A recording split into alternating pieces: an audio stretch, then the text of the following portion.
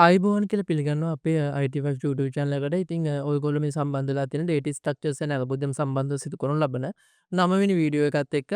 ඉතින් අපි කලින් වීඩියෝස් වලදී ප්‍රධානම කතා කරා මෙන්න මේ single English, double English and circular English කියන. ඉතින් ඇත්තටම මම කියනවා දැන් ඉස්සර මම කලින් වීඩියෝස් වලත් කියලා තියෙනවා මේ ඉස්සරහට මේ වැඩේ කරගෙන යන්න ඕන නම් ඔයගොල්ලන්ට linked list ගැන හොඳ අවබෝධයක් තියෙන්න ඕන. linked list ගැන අවබෝධයක් නැතුව stack හෝ queue කියන දේවල් ටික අල්ලගන්න බැහැ. ඉතින් දැන් අද මම මේ වීඩියෝ එකේදී නම් කතා කරන්නේ array based implementation එක ගැන. නමුත් ඉස්සරහට මම කතා කරන්න බලාපොරොත්තු වෙනවා මේ linked list based implementation එක. ඇත්තටම ඊළඟ වීඩියෝ එකේදී මම මේ කරන්නේ stack වලම linked list based implementation එක ගැන කතා කරන එක. ඉතින් ඒකින්ද අනිවාර්යයෙන්ම ඉල්ලන්නේ linked list ගැන හොඳ අවබෝධයක් දැන් ඉඳන්ම හදාගන්න. එහෙම නැත්නම් කලින් වීඩියෝස් ටික බලලා ඒ අවබෝධය ගන්න. ඉතින් ඊට පස්සේ තව පොඩි දෙයක් කියන්න ඕනේ. ඉතින් දැන් ඔයගොල්ලෝ මේ වීඩියෝ 8ක් විතර ඉඳන් අපිත් එක්ක සම්බන්ධ වෙලා තියෙනවා. ඉතින් ඔයගොල්ලොන්ට මේ වීඩියෝස් හොඳයි නම් මේකෙන් ඔයගොල්ලෝ මොන හරි දෙයක් ඉගෙන ගත්තා නම් ඉතින් අපේ channel එක subscribe කරලා මේ වීඩියෝස් වලට like කරන්න, සහ ඔයගොල්ලෝ යාළුවන්ටත් share කරන්න. ඊට අමතරව මේකේ මොනවා හරි හොඳක් හෝ නරකක් තියෙනවා නම්, අඩුපාඩුවක් තියෙනවා නම්, එහෙම නැත්නම් මේකේ තවත් improve වෙන්න ඕන මොන හරි දෙයක් තියෙනවා නම් අන්න ඒකත් comment එකක් දාන්න. සහ දැන් මම ප්‍රධානවම කතා කරේ මේ linked list සම්බන්ධව තියෙන මේන්ම method තුන. ඒ කියන්නේ single, double and circular. ඉතින් ඔයගොල්ලන්ට අවශ්‍ය විශේෂ මොනවා හරි linked list වර්ගයක් තියෙනවා නම් අන්න ඒකත් comment එකක් දාන්න. මම ඒ සම්බන්ධවත් වීඩියෝ එකක් කරන්නම්. ඉතින් අද දැන් මම මේ වීඩියෝ එකේදී කතා කරන්නේ මෙන්න මේ stack සම්බන්ධව. ඉතින් stack කියන එක නම් මේ ටිකක් ලේසි. මොකද මේකෙදී මම මේ වීඩියෝ එකේදී ප්‍රධානම කතා කරන්නේ මේ array based implementation එක ගැන. ඉතින් stack කියන එක ඊට කලින් අපි බලමු මේකේ structure එක අපි අඳුර ගන්න ඕන. මොකද මෙතන සිද්ධ වෙන්නේ කියලා. ඕගොල්ලෝ නිකන් මවා ගන්න. සාමාන්‍යයෙන් අපි මේ අර පිඟන් ටිකක් මේ මම මේකම මේ උදාහරණය ගත්තේ. මේ වගේ පිඟන් ටිකක් එකිනෙකට අතුරවල තියෙනකොට අපි දන්නවා සාමාන්‍යයෙන් මේ පිඟන් වලින් අපි මේ පල්ලෙහා එක අපිට මුලින්ම ගන්න බෑ. අපි එතකොට කරන්න ඕන එකින් එක මෙන්න මේ උඩ තියෙන එක අපි කියන්නේ අන්තිමට දාපු පිඟාන තමයි මුලින්ම ඉවත් කිරීම සිද්ධ වෙන්නේ. අන්න ඒ වගේම ක්‍රියාවලියක් තමයි මෙන්න මේ ස්ටැක් වල සිද්ධ වෙන්නේ. ස්ටැක් වල වෙන්නේ ප්‍රධානම අපි අන්තිමට දාපු data element එක තමයි මුලින්ම ගැනීම සිද්ධ වෙන්නේ. ඒක තමයි කියන්නේ මෙන්න මේ last in first out, එහෙම නැත්නම් LIFO කියලා කිය. ඒ කියන්නේ මෙන්න මේ LIFO method එක අපිට implement කරන්න ඕන නම් අපිට stack කියන data structure එක භාවිතා කරන්න පුළුවන්. ඉතින් ඊට අමතරව දැන් අපි සාමාන්‍යයෙන් මේක භාවිතා කරන දෙයක් තමයි අපි දන්නවා සාමාන්‍යයෙන් අපි මේ මොනවා හරි අපි මෙතන මෙහෙම ටයිප් කරායින් පස්සේ අපිට control Z ගැහුවෙන් පස්සේ මේ අපිට පුළුවන් ඒක මේ ඔන්න ඔය විදියට මේ අපිට ඒක අයින් කරන්න පුළුවන්. ඔන්න ඔය ක්‍රියාවලිය ඉම්ප්ලිමන්ට් කරන්න මෙන්න මේ ස්ටැක් එක භාවිතා කරනවා. ඉතින් අර ඔය වගේ දේවල් සඳහා තමයි ප්‍රධානම මේක යොදාගන්නේ. ඉතින් අර මේකේ ප්‍රධානම අයිඩියා එක ගන්න මේ ස්ටැක් වලදී සිද්ධ වෙන්නේ මෙන්න මේ අර අපි පිඟන් ටිකක් වීදුරු පිඟන් ටිකක් උඩින් තියනවා වගේ. ඒ කියන්නේ අන්තිමට දාපු එලිමන්ට් එක තමයි මුලින්ම ඉවත් වෙන්නේ. last in first out. ඉතින් එතකොට අපි මුලින්ම මේ අදාළ ස්ටැක් එකට ඩේටා එකක් ඉන්සර්ට් කරන එක අපි හඳුන්වනවා පුෂ් කියලා. ඊට අමතරව ඩේටා එකක් ඉවත් කරන එක පොප් කියලා හඳුන්වනවා. ඊට පස්සේ මෙන්න මේ මෙතෙන් දැන් අපි මෙන්න මේ ලින්ක් ස්ටැක් එක උඩින් බැලුවාම ඒ පේන එලිමන්ට් එක අපි හඳුන්වනවා පීක් එක කියලා. පීක් එක කියලා හඳුන්වනවා. ඉතින් එතකොට ඉතින් මේක නම් ඔයගොල්ලෝ පැහැදිලි. ඒ කියන්නේ මෙතන තියෙන මේ එලිමන්ට් එකට අදාළ ඉන්ඩෙක්ස් එක අපි টොප් විදියට හඳුන්වනවා. අපි මේ ගැන ඔයගොල්ලෝ පොඩි දල අයිඩියා එකක් ගන්න. අපි දැන් ඊට පස්සේ මේ dev C++ එකේ ගිහිල්ලා බලමු කොහොමද මේ ක්‍රියාවලිය සිද්ධ කරන්නේ කියලා. ඔව්. ඉතින් දැන් මම මෙන්න මේ විදිහ එකක් හදාගෙන තියෙනවා. ඊට පස්සේ අපි දැන් මෙතෙන්දි කරන්නේ මෙන්න මේ array based implementation එක. ඉතින් එතකොට අපි මුලින්ම stack කියලා array එකක් හදාගමු. එතකොට මම මෙතන දෙනවා int stack. අපි මෙතන මේ මොනවා හරි අපි වැලියු එකක් දෙමු. 5 වගේ වැලියු එකක් දෙමුකෝ. ඔව්. ඔව් දැන් ඇත්තටම ඒක වුණත් දැන් මම මෙතෙන්දි මුලින්ම අපි දන්නවා දැන් ස්ටැක් එකේදී මේ array එකේ තියෙන විශේෂත්වය තමයි ඒකේ අදාළ අපි මේ ඒකේ ලිමිට් එකක් තියෙනවා. ඒ කියන්නේ මෙවරිය අපිට data insert කරන්න පුළුවන් ලිමිට් එකක් තියෙනවා.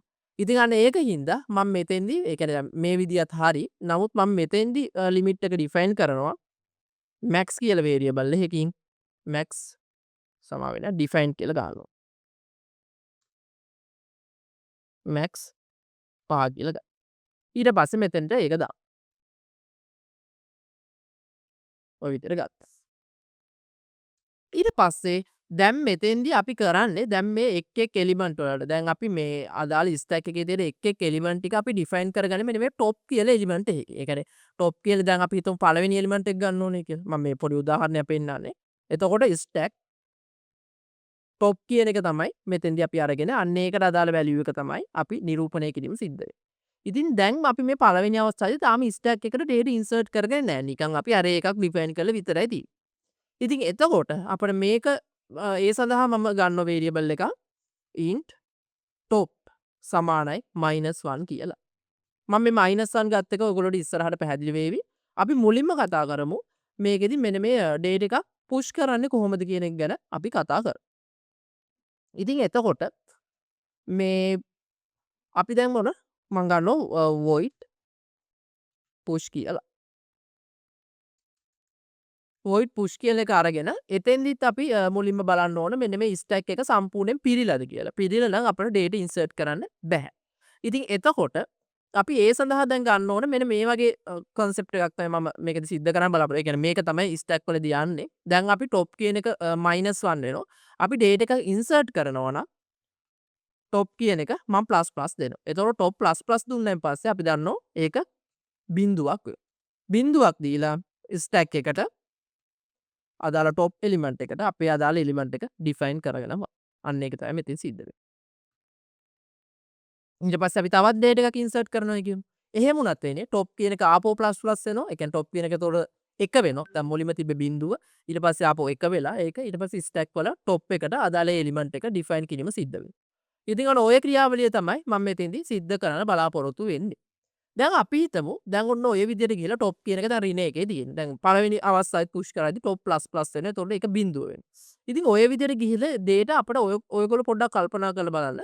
data අපිට ඔය විදිහට টොප් කියන එක කීය වෙනකන් දක්වා data insert කරන්න පුළුවන්ද කියලා. ඇත්තටම මෙතනදි data insert කරන්න පුළුවන් වෙන්නේ টොප් කියන එක 4 දක්වා විතරයි. ඒ මොකද කිව්වොත් මෙතන max වෙන්නේ 5යි. max 5යි කියලා කියන්නේ බිංදුව 1 2 3 4. 4 කියලා කියන්නේ টොප් කියන එක 4ක් වෙලා තියෙන අවස්ථාවට දක්වා විතරයි මේක අපිට ඩිෆයින් මේව කරන්න පුළුවන් වෙන්නේ. ඉතින් පළවෙනි අවස්ථාවේදී එතකොට අපි ගන්න ඕන টොප් සමානයි max ඍණ එක වුණොත් මේක අපිට ස්ටැක් එක ෆුල් කියලා පෙන්වන්න කියන එක අපි ගන්නවා. එතකොට මම ගන්නවා සමාන ස්ටැක් නෙමෙයි මෙතන ඉන්න ඕන. ඔව්. මෙතන පුෂ් කියන එක එලිමන්ට් කියලා දාන්නේ. එලි කියලා ගන්න. එතකොට පළවෙනි අවස්ථාව top සමානයි සමාන ලකුණු දැම්මා. ඊට පස්සේ max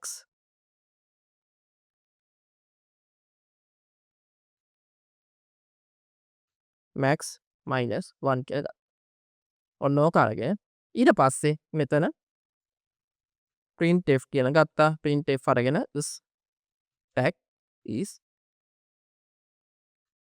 full කියලා දාන්න ඕන. ඒක තමයි මෙතන කරන්නේ.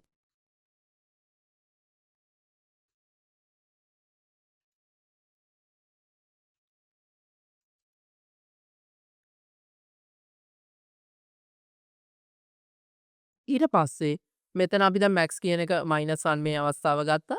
ඊට පස්සේ දැන් අවස්ථාව ඒ කියලා කියන්නේ මේ ස්ටැක් එක ෆුල් වෙලා නැති අවස්ථාව. අන්න ඒ වගේ අවස්ථාවක් වුණොත් ඉතින් ඉතාමත්ම සරලයි. එතකොට කරන්න ඕන top ප්ලස් ප්ලස්. දැන් මේ ඒ කියන්නේ අපි දැන් පළවෙනි අවස්ථාව ගත්තත් top ප්ලස් ප්ලස් ඒක top කියන එක -1 තියෙන. එතකොට ඒක බිංදුව වෙනවා. බිංදුව වෙලා stack top සමානයි අදාළ එලිමන්ට් එක බවට පත් කරනවා. ඒක තමයි මෙතන සිදු කරන ක්‍රියාව. මෙතන ඕන රිටර්න් එකක් දෙන්න පුළුවන්.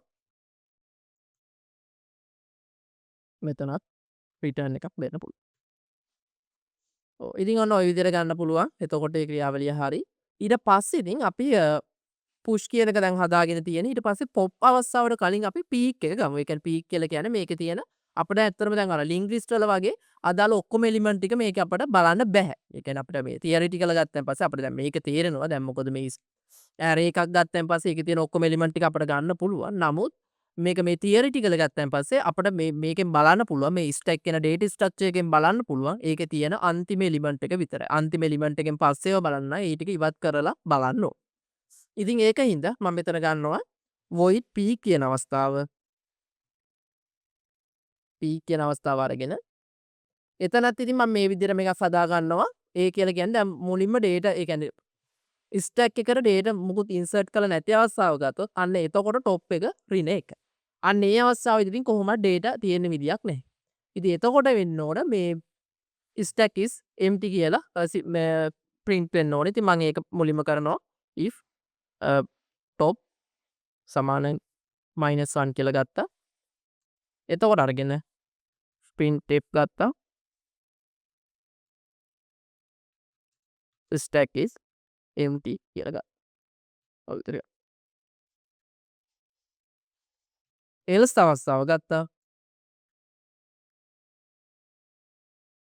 else අවස්ථාවේදී peak element එක අපිට ගන්න පුළුවන්. මම ඒකත් ඕන print කරගන්න. printf නැත්නම් ඔයගොල්ලන්ට ගැටලුවක් නැහැ. මේක return කරන්න පුළුවන් අදාළ element එක. මම මෙතන ඉතින් ඒ විදිහට ගන්නවා.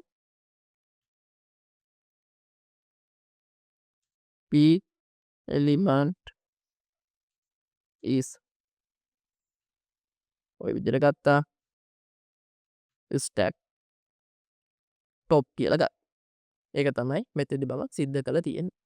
ඊට පස්සේ මෙතන රිටර්න් කරනවා.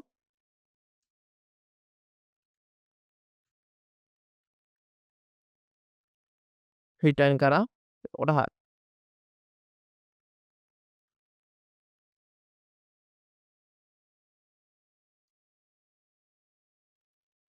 ඊට පස්සේ ඉතින් අපි මේ push කියන එක මේ විදිහට ගත්තා.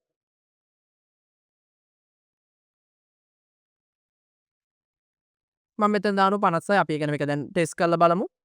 ඊට පස්සේ 76 ඔය විදිහට ගත්තා. ඊට පස්සේ අපි දැන් බලමු peak කියවුවාම දැන් මෙතෙන්දී එන්න ඕන 76 කියන එලිමන්ට් එක. අපි බලමු මේක හරිද කියලා.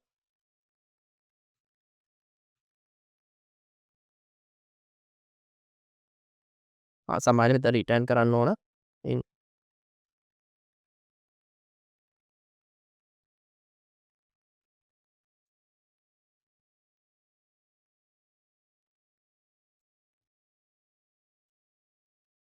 ඔව් එතකොට ඉතින් peak element එක 76 කියලා පෙන්නලා තියෙනවා. අපි ඕන තවත් element එකක් insert කරමු. මම ගත්තා push කියන එක 100 කියලා ගත්තා. එතකොට ඉතින් peak element එක 100යි කියලා පෙන්නනවා. ඉතින් එතකොට ඔයගොල්ලන්ට ඒ ගැන අවබෝධයක් එන්නේ නැති. ඊට පස්සේ අපි ගමු මෙතෙන්දි දැන් අපි push එක ගත්තා pop එක ගමු.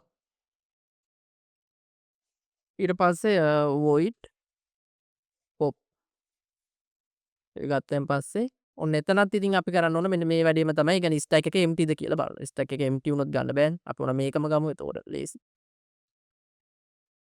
පළවෙනි අවස්ථාවේදී stack එක empty කියන අවස්ථාව ගත්තයින් පස්සේ ඒක එතකොට එන්නේ නැහැ. ඔව්. දැන් මම මෙතෙන්දී else එක ගැන කතා කරද්දී ඔයගොල්ලෝ පොඩි අයිඩියා එකක් ඒක මේ අවබෝධය අනිවාර්යෙන් තියෙන්න ඕන. දැන් මම මෙතෙන්දී හරි සරල වැඩක් කරන්නේ. මෙන්න මෙහෙම top කියන එක අරගෙන minus minus දුන්නා. ඒ කියන්නේ top කියන එක එකකින් අඩු කරන්න කියලා. ඉතින් ඇත්තටම ඒක කරාම ඒක ප්‍රමාණවත්. දැන් මොකද අපි පොඩි උදාහරණයක් ගමු. ඔන්න අපි හිතමු දැනට මෙන්න මේ තුන්වෙනි එලිමන්ට් එකේ තමයි අදාළ date එක තියෙන්නේ. date එක තුන්වෙනි එලිමන්ට් එකේ තියෙනවා. අපි කියන්නේ මම මේකක් දානවා top සමානයි 3 කියන අවස්ථාව ගමු. අරගෙන ඊට පස්සේ අපිට කරන්න තියෙන්නේ දැන් අපි තුන්වෙනි එලිමන්ට් එකේ තිබ්බන් පස්සේ අදාළ stack එකේ තුනේ මොකක් හරි එලිමන්ට් එකක් තියෙනවා.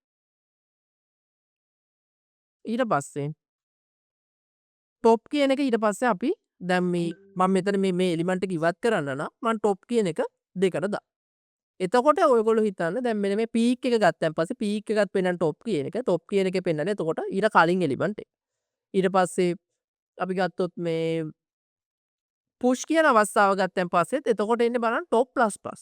top plus plus වෙනවයි කියලා කියන්නේ එතකොට මෙතන මේ top එක ආපහු 3 වෙලා අන්න එතෙන්ද තමයි value එකක් එකතු වෙන්නේ. ඔන්න ඕක තමයි ඇත්තටම මේකේ තේරුම් ගන්න තියෙන අනිත් දේවල් නම් ගොඩක් සරල දෙයක්.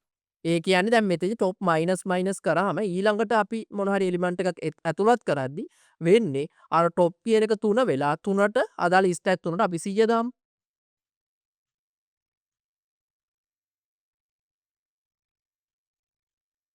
ඔන්න ඕක වෙන එක තමයි සිද්ධ වෙන්නේ. ඒ කියන්නේ එතකොට වෙන්නේ අර 90 කියන එක නිකම්ම ඉවත් වෙලා ගිහිල්ලා එතන 100 වැටෙනවා. දැන් අපි සාමාන්‍යයෙන් දාන්න දෙන්නේ ඔන්න අපි හිතමු මෙතනින් මම දානවා x සමානයි 90 කියලා.